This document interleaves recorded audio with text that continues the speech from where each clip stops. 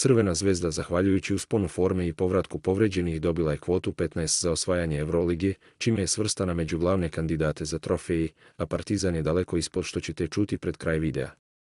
Sjajan niz Crvene zvezde na evropskoj sceni značajno je pomerio granice očekivanja, pa su sportske kladionice prvi put ove sezone crveno-bele uvrstile među realne pretendente na šampionsku titulu Evrolige. Povratak oporavljenih igrača, kvalitetna doselekcija i rezultati kojima je ekipa stigla do vrha tabele, doveli su do toga da Zvezda uoči duela sa Barcelonom u 14. kolu drži poziciju 7. favorita za titulu. Liste procena predvodi Panathinaikos sa kvotom 3,40, a odmah iza njega je Olympiakos sa 4,80, Hapoel Monako i Fenerbahče ocenjeni su identičnom kvotom 9,5, dok je Real prvi iznad dvocifrene vrednosti sa 10,5. Crvena zvezda je potom pozicionirana sa kvotom 15, ispred klubova kao što su Barcelona, Milano, Žalgiris i Efes, što najbolje oslikava aktuelni status ekipe. S obzirom na to da svaka utakmica menja odnose snaga, posebno kako se bliži top 8, situacija ostaje izuzetno dinamična.